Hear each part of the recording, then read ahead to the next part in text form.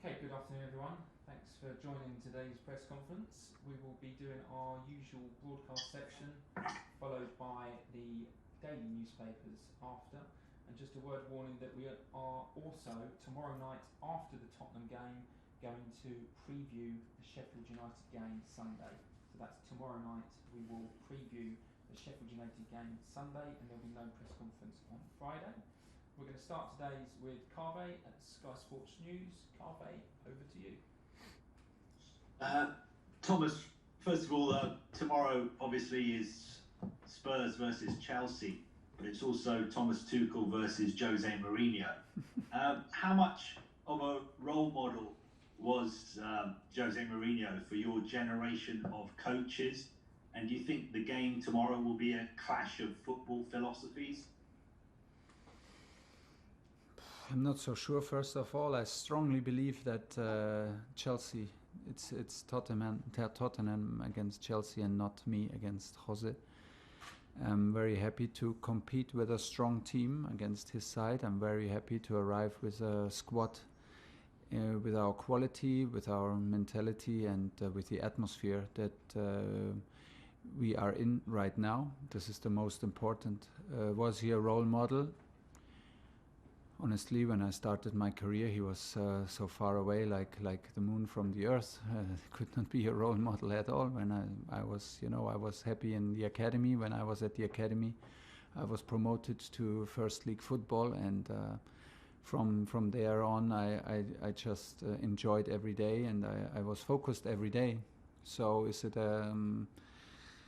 We don't have to leave any doubts. He's one of the best managers in the world. He created a squad in Tottenham that is, like always, very, very competitive, very, very strong, and like I said, very competitive. And that would be the challenge. Is it a clash of cultures? I don't know. I think that Jose is a winner, and I want to implement the same in my teams. We are on the highest level to win games, and we will try everything tomorrow to beat them in their stadium. You obviously knew a lot about Spurs when you were growing up. It's the club that has developed a lot in the last few years, with the new stadium and getting to the Champions League final as well. What do you think about the development of Spurs? Do you think now they're one of the biggest clubs in Europe? And how much was that down to Mauricio Pochettino? Yeah, for sure. He had a big impact in the development of that squad. It was a great experience for me personally, for me to play with Dortmund at White Hart Lane and to have the chance to play them in the European competition with Dortmund against Spurs. We managed to win both games, which was a big achievement and a pure joy to be there, because of course was with spectators, and was an amazing atmosphere and a big challenge, and was for us a big win. Of course, over the years, Mauricio Pochettino implemented a certain style, and they had big runs also in Champions League and went far. And with like from my point of view, from outside, with a new stadium, they entered a new level of clubs, and they are in one of the biggest clubs, and in England and in Europe for sure. And this means this is a big challenge. But don't get confused. When I was as a boy, once or twice, Tottenham in the garden was more like to show off a little bit, and in front of my friends, because actually I didn't know that Tottenham Hotspur is a club in London, so it was just a fancy name, and it was a team that we could see on TV for some minutes, and later, of course, with Jürgen Klinsmann playing there and some German players, there was more the focus. So this was it. There is no doubt that I arrive tomorrow in blue, and proud to coach in blue, and proud to coach my team, and we will do everything to win the game. And also, obviously, you've worked with some great players in your career, some great forwards. Yeah. I just wanted your thoughts on Harry Kane. Do you think he's the best number 9 in the world? And how much easier will your job be tomorrow if it looks likely he's not going to be playing? Well, I would say it's always easier if Harry Kane is not playing. This is a given. This is for sure, and this is absolutely no secret. Harry Kane is one of the best number 9s in the world, and like you said, when he's in shape, maybe the role model on the number 9 that every coach and every team wishes for in terms of work rate, in terms of ambition, in terms of mentality, attitude, and for sure goal scoring is simply outstanding. In the moment we assume that he will not play, but we will prepare us for all cases. So maybe like when he's on the pitch, we will also be prepared for that. Last one. Just a final question from me is about Dele Alli. Obviously, he was a player who was linked. Are you in the right press conference? Yeah. You sure? No, I mean, just quickly. Obviously, he was a player who was close to moving to PSG when you were a PSG manager. Yeah. Are you surprised at the way he's not playing at the moment? I will not answer to that. I was happy to answer for Harry Kane because it's an honor for me to speak out that he's one of the best players. But anything else to every other player, I hopefully you understand that I want to show the respect that I don't talk about any other players from other coaches. We stick to our team. Thanks. Lindsay Hooper, Premier League. Hi Thomas. Yeah. Speaking of strikers, one of your own, Timo Werner. Can I ask you how you deal with a player that's low in confidence, off form, and especially when it's a striker? Well, first of all, with every player, and of course with all strikers, and of course with Timo, we try to create a bond and we try to create a relationship. Every person, every guy is different. Every guy needs something else. Some need you to be close. Some need to be more alone. Some need to be like pushed hard. Some need to be need a hug, whatever.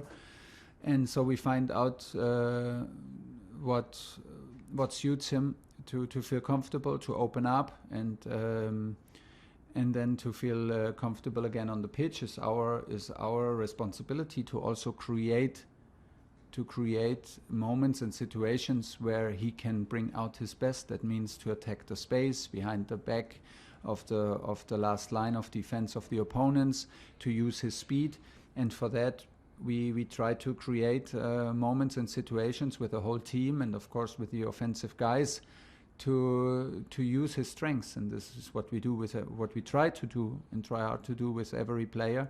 And from there on, in the end, the last 10, the last 15, maybe the last 20%, they only come back if he scores. This is for sure. This is, in my opinion, with every striker in the world like this. You can talk, you can train, they can score in training. You can do whatever if nothing helps as much if they find the net in important games. He has good memories to the stadium of the Spurs. He scored a decisive goal against them for Leipzig, and sometimes things like these help also to find back in his best shape. But he's on a very good way because he's open and he accepts that the situation is like this. He's not looking for excuses, and he's working hard, concentrated, and all that together with a smile. And this is the best to keep on going. Moose, TalkSport Radio. Hi Thomas, how are you? Hi, I'm fine. Double sort of barrel question to start with. Are you surprised at how good the Chelsea squad is? He came in and Mason Mount. I mean, for years, last couple of years, we've been saying this guy is going to be the backbone of an England team going forward. From what you've seen of Mason Mount and man of the match on Sunday, would you agree with that?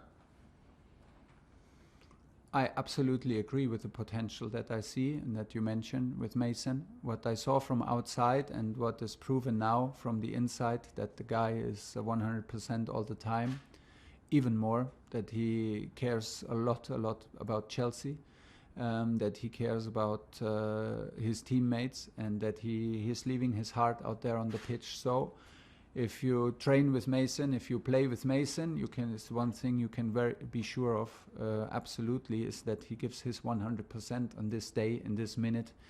And this is the best level to grow, and this is the best situation from where to start and from where to become a top player.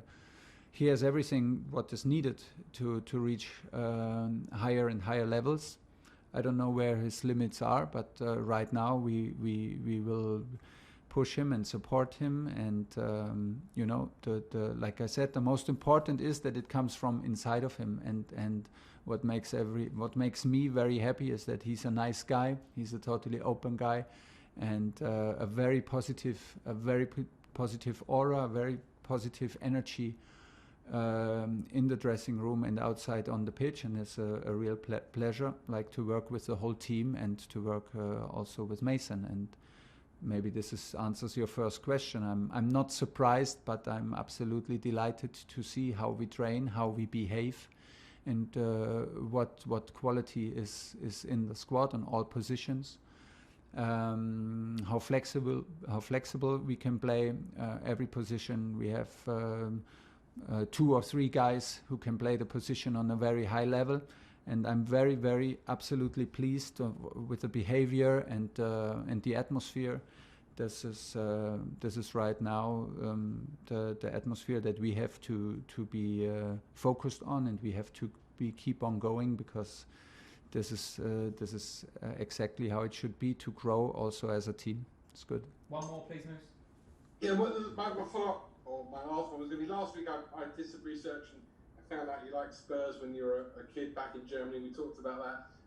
I've done some more research and I found out that, unlike some managers who maybe like to get a beer after a game when they win, you like to go out for a big celebratory meal. But you're a vegan as well, so what was your favourite celebratory meal after a game? I would say, if you ask me right this, I love the pizza and I love the spaghetti bolognese. So I forget that I'm a vegetarian. I try to be vegetarian. I'm not vegan. I try hard to be vegetarian, and some days it's easier and some days it does not work. Like if I have a good pasta with bolognese, I forget that I try to be vegetarian. So you can have fun with me, no doubt about it. I would prefer maybe a gin tonic if we win against Tottenham instead of a beer. I'm not the beer guy. I'm not the wine guy. And my consume of alcohol goes very, very close to 0. But still, don't confuse it. We can celebrate and we can have a good time. It's no problem. Brilliant. Alistair McGowan, BBC. Hi, Thomas. Yeah, hi. I just wondered whether you could talk a little bit about how important it is to preserve a club identity when players that come through the academy in the squad, and also, does that ever influence your team? My team selection?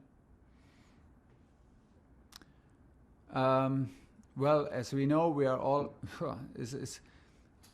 we're all influenced all the time by many things, and it's a hard thing to I don't know if I can say no, that does not influence me, or it does.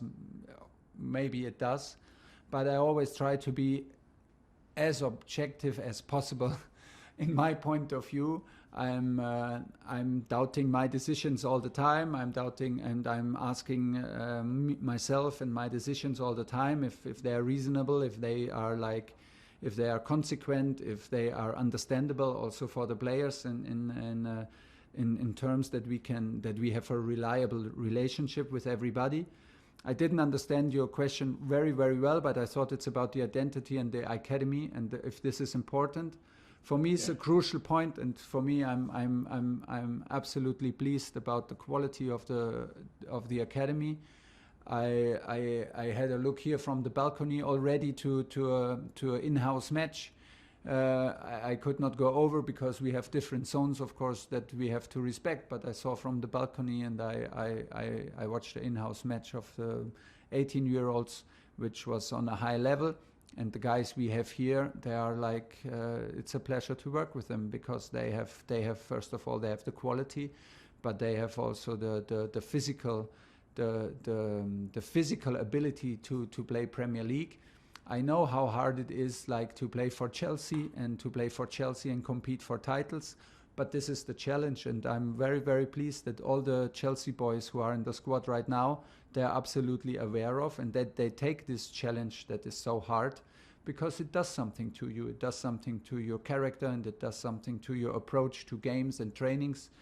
And for me, it's crucial, and it's very, very important that we have this, and that we rely on them and we trust them, and we don't confuse that they are young and unexperienced maybe with that we need other players, or that they lack of quality, because it's absolutely not like that, and they will be given any chance to make their steps and leave their footprints here.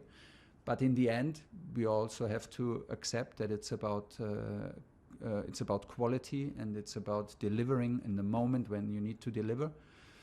And there are no gifts for nobody.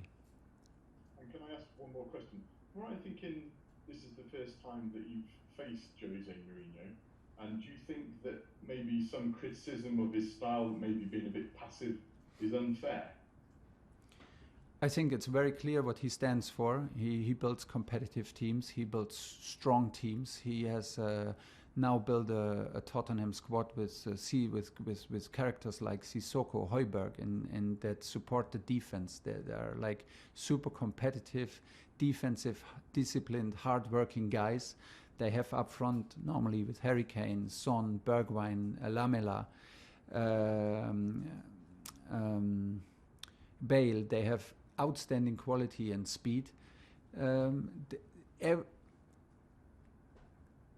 I have the biggest respect for him, because he's building teams on the highest level to compete and to win game after game after game, and this is what he's doing at Tottenham, and we're doing it in our style and in our beliefs, and everything is allowed, and there are many ways to succeed, and I think he was very successful to believe in himself until today. He has an outstanding career as a world-class coach, and we are here to beat him tomorrow with his squad, because this is the challenge we are up for, and we are very excited to have matches like this within the league. Okay, last question in this section, Nick Pure. Hi Thomas, can I just ask for an injury update, if you've got any injuries, or how your squad's looking for this match? Just Reece James, suffered some horrendous abuse on social media, which is terrible. Should never happen. I just wonder, have you spoken to him about that? What will you? I know the club have obviously do a great deal of things fighting discrimination and racism. So I just wondered if you'd speak to Reece about that, and speak to the squad about how you'll support him and the other players against things like that, which obviously just shouldn't happen. No, but the team spoke about it, and the club spoke with the team about it, but not me in particular. We had a lot to speak about in terms of tactics and analyzing our games, so that was enough talking. I would say I have a close relationship with Reece, and there was nothing to worry about, because he was aware, he got a lot of support, and he has for sure all my support. We didn't speak in particular now about this case, but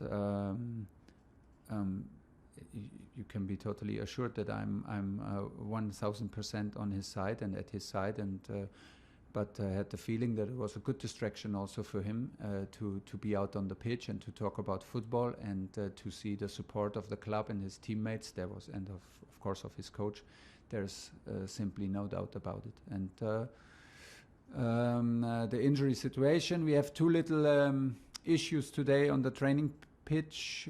We had, it was Kurt Zouma and Kai Havertz went off the pitch with little issues.